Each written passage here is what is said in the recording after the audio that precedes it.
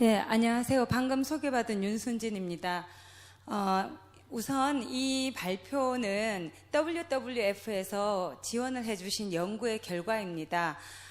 연구자를 이렇게 찾아서 연구 과제를 주시면서 연구 결과를 와서 발표를 하라고 IPCC에서 발표하는 그 특별 보고서 발간을 기념하기 위해서 이런 행사를 준비하셨다면서 미리부터 이렇게 연구 과제를 하도록 해서 그 결과를 발표하도록 하시는 모습을 보고 연구자로서 굉장히 기뻤습니다. 그렇게 그냥 아무런 지원 없이 발표를 하라고 요청하는 게 아니라 연구를 시켜서 이렇게 발표를 하시게 해서 대단히 감명 깊었습니다.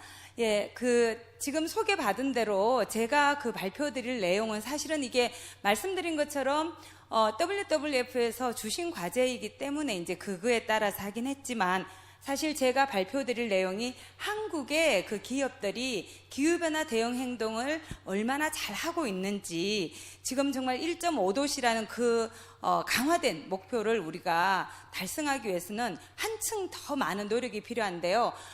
기업들이 사실 굉장히 중요하죠. 그 기후 행동에 있어서. 그래서 한국의 기업들이 얼마나 하고 있는지를 보는데 특히 이제 제가 오늘 발표드릴 내용은 그 중에서도 전기, 전자, 그 다음에 통신 그 한 묶음 하고요. 또 다른 묶음은 물류, 자동차 부문입니다.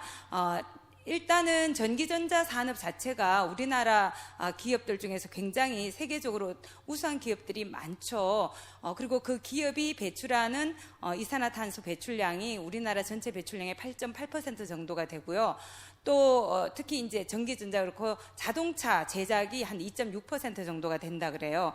그리고 수송 부문 같은 경우는 그 자체로서는 저희가 뽑은 것 자체는 그렇게 크지는 않지만 갈수록 우리가 여객이라든지 화물 운송이 굉장히 많아지고 또 아시는 것처럼 1인 가구의 증가 자체가 우리나라의 물류 택배 이런 것도 굉장히 많이 지금 증가시키는 요인으로 작용하고 있기 때문에 미래를 우리가 생각해 본다면 특히 이 수송 부문을 어떻게 할 것인가 굉장히 중요할 것 같습니다.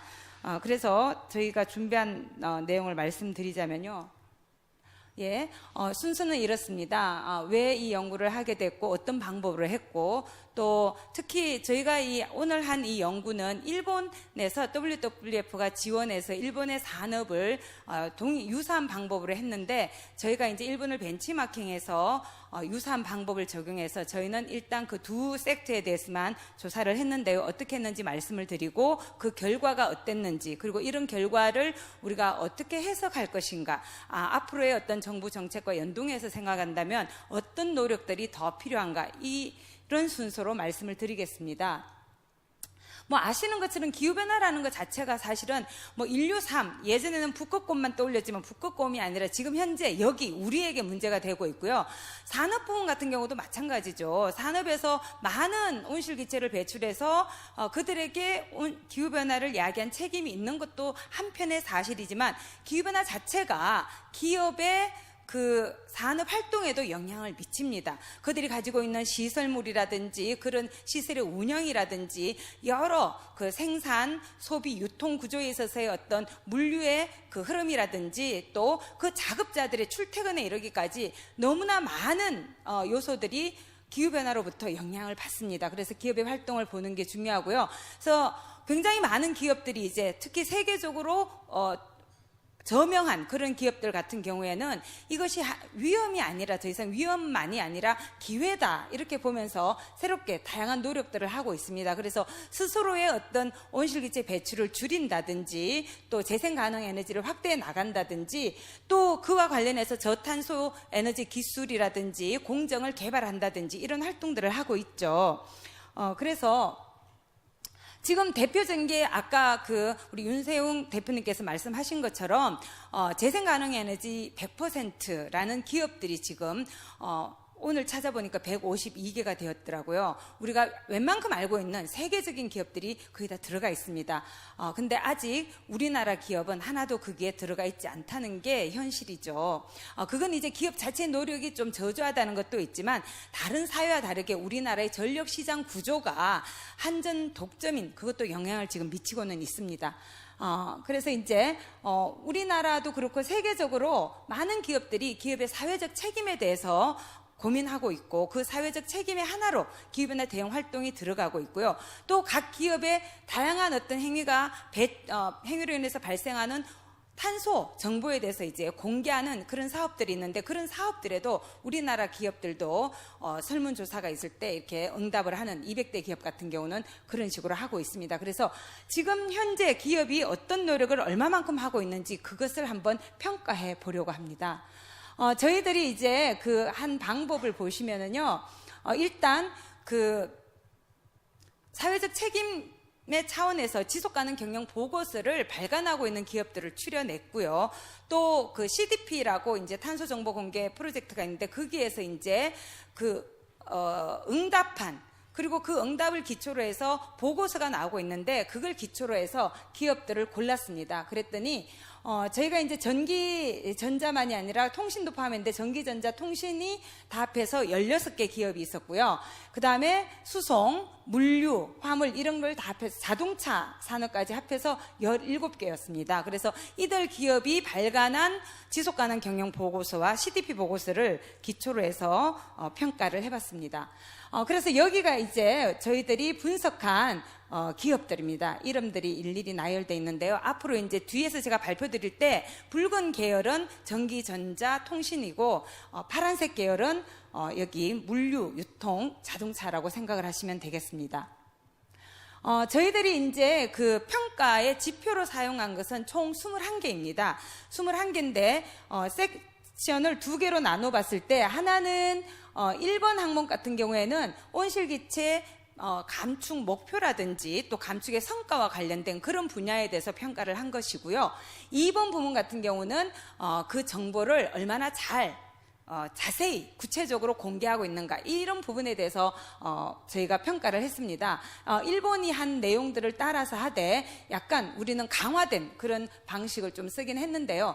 일단 여기 보시면은 얼마나 그 목표를 설정을 할 때 중기, 단기, 중기, 장기로 나누어서 하고 있느냐, 또 어느 정도 다양한 목표를 가지고 있느냐, 또 목표를 세우는 방식이, 또 그 목표가 그 포함하고 있는 분야가 스코프 1, 2, 3라는 게 있는데, 정말 자기들의 직접 에너지 소비로 인해서 발생하는 배출만 보느냐, 간접 소비인 전력의 소비를 통해서 나타나는 거냐, 아니면 자기들이 생산하고 있는 상품과 관련된 거냐, 또는 그걸 넘어서서 더 사회적으로 발생할 수 있는 걸 줄이는 그런 방식으로 하고 있느냐, 이런 여러 가지 그 범위들이 존재하고 있고요.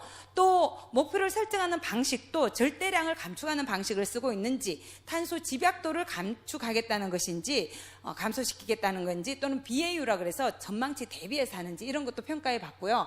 그 다음에 이제 그들이 얼마나 에너지 효율에 대해서도 목표를 가지고 있는지, 재생가능 에너지 확대에 대해서도 목표를 가지고 있는지, 그리고 얼마나 많은 성과를 나타냈는지, 그리고 이제 오른쪽에 보면은 그 공개한 정보가 얼마나 믿을만하고 타당한지, 얼마나 또 구체적인 정보를 담고 있는지, 이런 내용들을 저희가 평가를 했습니다. 자세한 내용은 자료집에 나와 있으니까 확인해 보시면 될 것 같고요. 그래서 이런 기준을 가지고 스코업에 대해서도 아까 말씀을 잠깐 드렸으니까 참고하시고요. 그래서 롱텀 비전이라고 할 때 도대체 어느 정도까지 우리가 목표 기한을 설정하면 그걸 장기로 볼 거냐, 어디까지를 중기로 볼 거냐, 어디까지를 단기로 볼 거냐, 이것도 이제 평가자에 따라서, 또 기업들이 보고서를 언제 발간했고, 또 그들이 그 회사 안에서, 기업 안에서 목표를 언제 설정했느냐에 따라서 이게 굉장히 유동적일 수 있는데, 저희는 곧 발표될 또 이게 한국적 맥락이기 때문에 3차 에너지 기본 계획이 가지고 있는 타임 프레임을 가져왔습니다. 그래서 단기는 2020년, 중기는 2021년부터 2039년, 그 다음에 2040년을 넘어서는 그런 목표를 가지고 있으면 장기 목표다, 이렇게 평가를 했는데요. 기업에 따라서는 목표를 설정하는 방식이 다르고 기간도 다르죠. 근데 여기 보시는 것처럼 LG 디스플레이 같은 경우에는 2020년까지 단기 목표도 있지만 또 2040년까지의 장기 목표도 가지고 있습니다. 그래서 저희들이 평가를 해봤더니 33개 기업 중에서 12개 기업만 중기 내지는 장기 목표를 가지고 있었고요. 장기 목표를 가지고 있는 건 6개밖에 없었습니다. 그래서 보시면은 아까 말씀드린 대로 이런 타임 프레임을 가지고 했고요. 그래서 여기 아까 말씀드린 대로 붉은색 계열이 이제 전기, 전자, 통신이고 파란색 계열이 물류, 유통, 자동차 관련된 것인데 사실 롱텀을 보면 재미난 게 전기, 전자 산업 같은 경우에는 그나마 이 6개 기업이 다 그쪽 계열인데 6개 기업이 이걸 가지고 있었습니다. 그 다음에 이제 그리고 이제 풀 스코프 매니지먼트는 아까 말씀드린 것처럼 스코프이 1, 2, 3 그리고 또 이제 avoided 이렇게 회피된 그런 배출이라는 개념이 있는데 그런 것을 어느 정도까지 포함하고 있느냐 이 관점에서 봤더니 20개 기업이 적어도 스코프 1, 2에 대해서는 목표를 가지고 있었고 또 스코프 3에 대해서도 9개 기업 정도는 어떤 노력을 하겠다라는 목표를 가지고 있었습니다. 특히 이제 눈에 띄는 건 KT 같은 경우에는 스코프 3에 대해서 15개 항목에 대해서 아주 구체적으로 목표를 가지고 있었습니다. 그래서 이런 기업들도 있고 또 굉장히 그냥 좀 연도라든지 스코프이 좀 불분명하게 또는 뭐라 그럴까 그렇지 않은 기업들도 존재하기는 했습니다.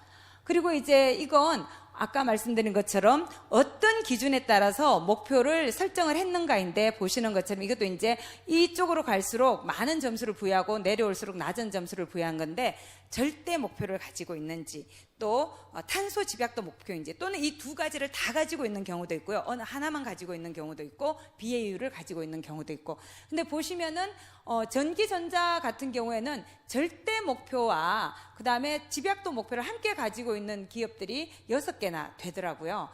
그렇지만 이제 아주 목표가 없는 기업들조차 있었습니다. 12개 기업은 목표가 없는 그런 모습을 보이기도 했고요. 그 다음에 이제 여기에는 재생 가능 에너지에 대해서 목표를 가지고 있느냐 마느냐 그거에 따라서 해봤더니 스코프 1, 2에 대해서 양적인 목표를 가지고 있는 그 재생 가능 에너지에 대해서 그런 데가 이제 있긴 했는데 이때는 2점 주고 2군데가 있었고요. 그 다음에 그런 기간이라든지 이런 거 없이 그냥 양에 대해서만 그 타겟에 대해서 한 게 코레일이라든지 이런 게 있었는데 삼성전자 같은 경우에는 아까 말씀드린 우리나라 전력시장의 어떤 문제 때문에 국내에서는 100% 자기가 조달하겠다 이런 목표를 아직 세우지는 못한 상태이지만 해외에서는 2020년까지 미국과 유럽, 중국에서는 100% 하겠다 이렇게 선언을 했고요. 우리나라 같은 경우에는 작년에 발표된 정부 계획인 재생에너지 3020 계획에 따라서 20%까지 2030년에는 도달하겠다 이런 목표를 세우기는 했습니다. 코레일 같은 경우는 뭐 3메가와트 솔라 파워를 설치하겠다 이런 거고요. 아까 제가 말씀드리다 놓쳤는데 LG전자나 삼성전자 같은 경우에는 좀 일찍 목표를 수립해서 2008년에 목표를 수립하다 보니까 아직 장기 목표는 가지고 있지 않은 그런 상태이긴 했습니다. 그 다음에 이제 목표량을 가지고 있대 온실기체 감축 목표에 대해서 연간 배출 감축률 목표를 가지고 이제 또 평가를 해봤는데요. 가장 많은 게 연간 1.5% 이상 줄이겠다. 그 다음에 이제 낮게는 0.75% 좀 보다 낮게 하겠다. 이런 목표들이 있는데 보시는 것처럼 절대량 목표 중에서도 이렇게 1.5%를 줄이겠다고 한 기업들에는 전기전자 기업들이 좀 다수 분포했습니다. 9개 기업이 있었고요. 그 다음에 이제 이거는 뭐냐면 자기들이 수립한 목표와 자기들이 이미 달성한 성과 간에 이렇게 구체적으로 대조해서 보여주는 비교표를 가지고 있느냐 없느냐 그거에 따라서 저희가 평가를 했는데 이 4개 기업만이 이렇게 구체적인 목표와 구체적인 성과 이것을 대비해서 보여주고 있었습니다. 그리고 이제 정보 공개에 관해서는 우리나라는 정보 공개가 상당히 잘 되어 있는 편이었어요. 대체적으로 그 33개 저희가 조사한 기업들이 대부분 이걸 잘하고 있었습니다. 그래서 보시는 것처럼 전기전자 부문 같은 경우에 10개 회사 같은 경우는 이게 지금 절대량에 대해서도 또 집약도에 대해서도 다 정보를 공개하고 있고 물류 유통 자동차의 경우에도 7개 기업은 둘 다 하고 있고 하여튼 이런 정보 공개는 굉장히 잘 되어 있었습니다. 한국 같은 경우에는. 그리고 이것은 이제 에너지 소비에 대한 정보도 그렇게 잘 공개하고 있었습니다. 그리고 재생 가능 에너지 사용에 대해서는 저희가 재생 가능 에너지의 양적인 거라든지 뭐 시설 용량이나 그거로부터 발생한 그 전력 생산량이라든지 이런 정보를 모두 공개하고 있느냐, 아니면 그냥 그 중에 일부만 공개하고 있느냐에 따라서 점수를 다르게 배점을 줬는데 각각 이런 기업들이 속합니다. 여기 보시면은 코레일 같은 경우에는 자기들이 21개 그 시설을 가지고 있는데 그거에 대해서 다 구체적으로 정보를 공개하고 있는 모습을 보여줬습니다. 그리고 이제 에미션 데이터에 대해서는 아까 말씀드린 것처럼 스코프 1, 2, 3에 대해서 모두를 제대로 자세하게 구체적으로 보여주고 있는가, 뭐 일부만 보여주고 있는가, 이런 것에 따라서도 저희가 조사를 해봤더니 만점을 받은 기업들이 삼성, SEM, KT 이런 게 있었고, 뭐 이런 식으로 분류가 될 수 있었습니다. 그래서 이제 저희들이 조사한 거를 비교를 해봤습니다. 그랬더니 이 표는 뭐냐면요, 이 전기전자 통신산업하고 물류유통 자동차 산업 같은 경우에 각각 저희가 조사한 기업들의 그 50% 이상이 여기 보시면은 만점을 받은 경우, 어떤 항목들은 50% 이상이 만점을 받았을까, 어떤 항목들에 대해서는 소위 말하는 빵점이죠. 점수를 하나도 부여할 수 없는 그런 항목들도 있었어요. 그래서 산업별로 어떤 특징을 보이는가를 저희가 비교를 해봤더니 이런 전기전자 산업 같은 경우에는 이 엑셀런트라고 저희가 분류한 만점을 받은 항목들이 5개 항목이 있었습니다. 50% 이상의 기업이 만점을 받은. 반면에 이제 그 물류유통 같은 경우는 공통으로 이제 만점을 받은 게 2번에 세 항목이 있긴 했지만 전기전자와 달리 1번 항목에 대해서는 50% 이상 만점을 받은 항목이 없었습니다. 반면에 이제 또 이 푸어라고 저희가 분류한 그 점수를 배정받지 못한 그런 항목들이 물류유통에서는 굉장히 많았습니다. 50% 이상이 받지 못한 게 많았고, 전기전자와 공통으로 받지 못한 게 이게 1번에 들어가는 3가지 항목에서는 이 둘 다 점수를 하나도 받지 못한 기업이 50% 이상이나 됐다는 거죠. 자, 그래서 이 기업들을 한번 나열을 해봤는데요. 여기 보여드리고 있는 기업들은 각각의 그 산업군에서 평균점 이상을 받은 기업들을 지금 나열한 것입니다. 그래서 평균점 이상을 나열해보니까 전기전자 통신에서는 16개 기업 중에서 9개가 만점 이상이었고, 여기 물류유통 자동차는 17개 중에서 8개가 평균 이상의 점수를 받았습니다. 근데 보시는 것처럼 평균점 자체가 다릅니다. 그래서 이 평균점 이상 받은 기업 중에서도 70점 이상, 왼쪽은, 그 다음에 오른쪽은 50점 이상 받은 기업으로 구분을 해봤더니 그래서 그룹 1, 2로 나눠봤는데요. 그룹 1, 2 같은 경우에 이제 그 더 잘한 기업들이 여기에는 5개, 여기는 4개 이렇게 포함이 되어 있습니다. 회사에서 여기에 계신 분들이 오셨으면 좀 자긍심을 가져도 되고요. 여기에 이름이 안 나온 회사분들은 좀 더 열심히 하겠다 이런 생각을 하셔야 될 것 같습니다. 자, 그래서 이게 뒤에를 비교한 건데, 그래프에서 보시는 것처럼 이 평균점 자체가 두 산업군이 다르고요. 그 다음에 어디에서 점수를 많이 받았느냐를 보시면은 파란색, 그 청록색으로 표현한 게 1번 항목들이에요. 온실기체 배출, 감축 목표라든지 성과에 대한 거고, 이 주황색이 정보 공개에 대한 건데, 우리나라 산업들은 정보 공개에서 훨씬 더 많은 점수를 받았다는 거죠. 근데 실질적으로 목표를 세우고 그걸 얼마나 줄였느냐의 관점에서 보면은 정보 공개만큼은 아니더라, 아직은. 특히 물류 유통 같은 경우는 굉장히 미흡하더라, 이걸 우리가 알 수가 있습니다. 그 다음에 이제 이걸 방사형 그래프로 한번 나열해 봤는데요. 7개 키 인디케이터라고 있어요. 아까 그 인디케이터 지표를 보여드렸을 때 굵게 표시한 게 그 중에서도 중요한 지표들인데, 그 지표들만 저희가 평가해서 그 그룹 1, 2에 들어가는, 그룹 1이 이제 더 잘한 그룹이고요. 2가 평균점 이상이지만 조금 떨어지는 그런 그룹인데, 그 두 개를 비교해 봤더니 그룹 1 같은 경우에 전기전자에서는 장기 비전을 가지고 있는 경우가 더 많았다는 거죠. 그리고 연평균 온실기체 감축 목표를 가지고 있는 경우가 많았고요. 그리고 이 제3자 검증이라 그래서 정보를 공개해서 제3자 검증을 받는 것은 둘 다 잘하고 있었다는 거죠. 근데 여기 홀쭉한 거 보이시죠? 여기는 뭐가 이렇게 홀쭉한 점수가 거의 배정되지 않은 게 에너지 세이빙, 절약의 효율 목표라든지 재생 가능 에너지 목표는 별로 수립하고 있지 않다는 것입니다.